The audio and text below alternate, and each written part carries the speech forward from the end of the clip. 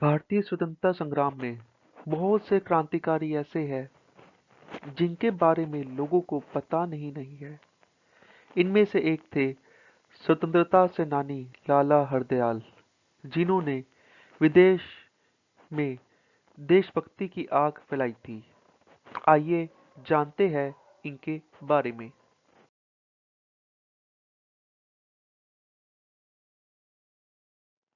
महान क्रांतिकारी लाला हरदयाल का जन्म 14 अक्टूबर 1884 को दिल्ली, भारत में हुआ। उनका पूरा नाम लाला हरदयाल सिंह माथुर है। उनके पिता का नाम गौरीदयाल माथुर, जो कि जिला अदालत में पाठक के रूप में कार्यरत थे, तथा उनकी माता का नाम भोली रानी था।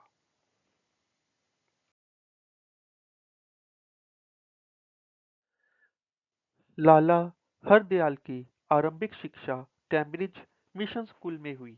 इसके बाद सेंट स्टीफंस कॉलेज, दिल्ली से संस्कृत में स्नातक किया। तत्पश्चात पंजाब विश्वविद्यालय लाहौर से संस्कृत में ही एमए किया।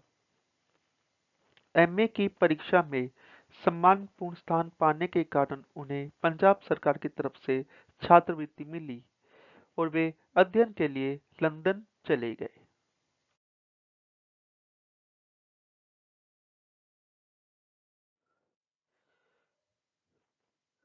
बात उन दिनों की है जब लाहौर में युवाओं के मनोरंजन के लिए एक ही क्लब हुआ करता था, जिसका नाम था यंग मैन क्रिश्चियन एसोसिएशन।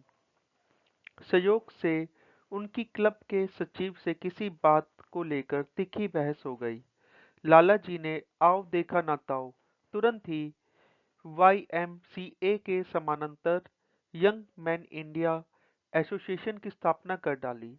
लाला जी के कॉलेज में मोहम्मद अल्लामा इकबाल भी प्रोफेसर थे, जो वहाँ दर्शन शास्त्र पढ़ाते थे। उन दोनों के बीच अच्छी मित्रता थी। जब लाला जी ने प्रोफेसर इकबाल से एसोसिएशन के उद्घाटन समारोह की अध्यक्षता करने को कहा, तो वह सहर्ष तैयार हो गए। इस समारोह में इकबाल ने अपनी प्रसिद्ध रचना सारे जहां से अच्छा हिंदुस्तान हमारा सुनाई थी।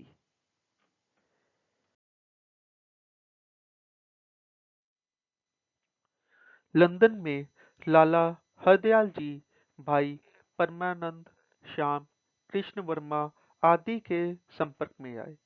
उन्हें अंग्रेज सरकार की छात्रवृत्ति पर शिक्षा प्राप्त करना स्वीकार नहीं था।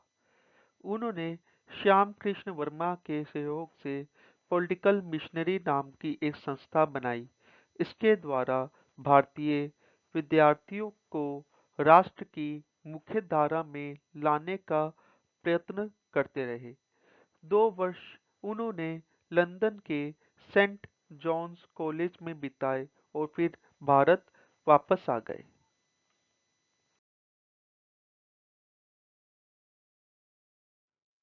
भारत लौटकर सबसे पहले जाकर वे लोकमान्य बाल गंगाधर तिलक से मिले।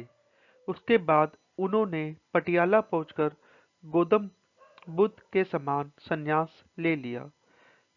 शिष्य मंडली के सम्मुख लगातार 3 सप्ताह तक संसार के क्रांतिकारियों के जीवन का विवेचन किया। तत्पश्चात लाहौर के अंग्रेजी दैनिक पंजाबी का संपादन करने लगे। उनका प्रभाव बढ़ते देखकर सरकारी हलकों में जब उनकी गिरफ्तारी की चर्चा होने लगी, तो लाला लाजपत राय ने आग्रह करके उन्हें विदेश भेज दिया।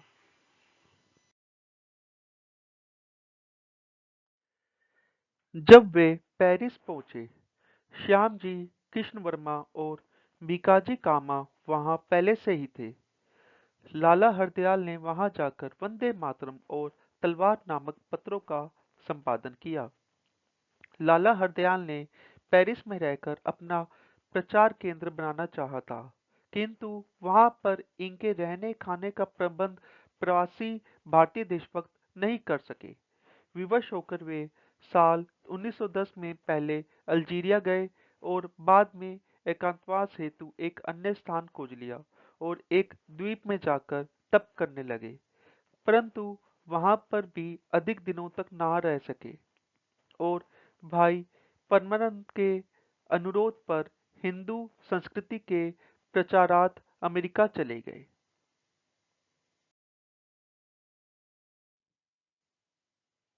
अमेरिका में हरदयाल जी ने गदर नामक पत्र निकाला था।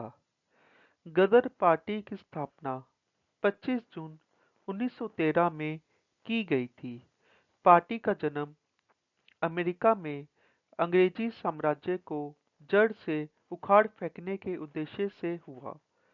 लाला हरदयाल जी इसके महामंत्री थे। गदर नामक पत्र के आधार पर ही पार्टी का नाम भी गदर पार्टी रखा गया था।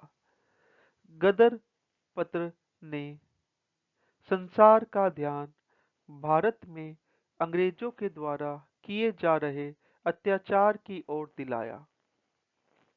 नई पार्टी की कनाडा, चीन, जापान आदि में शाखाएं खोली गई। लाला हरदयाल इसके महासचिव थे।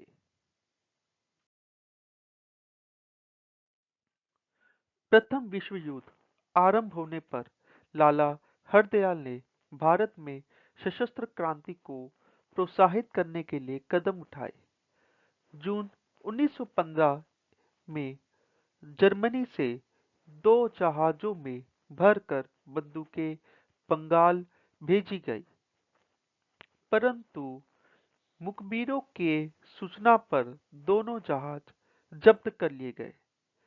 हरदयाल ने भारत का पक्ष प्रचार करने के लिए स्विट्जरलैंड, तुर्की आदि देशों की भी यात्रा की।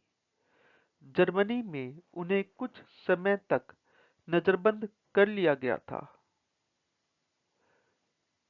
वहां से वे स्वीडन चले गए, जहां उन्होंने अपने जीवन के 15 वर्ष बिताए।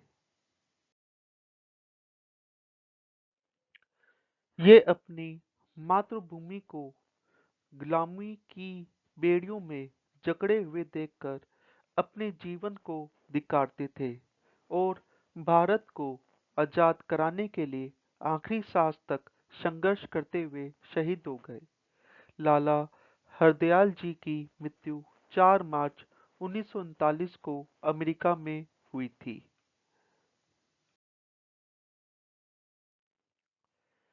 1987 में भारत के डाक विभाग ने भारत की आजादी के लिए संघर्ष की श्रृंखला के भीतर उनके सम्मान में एक स्मारक टिकट जारी किया था।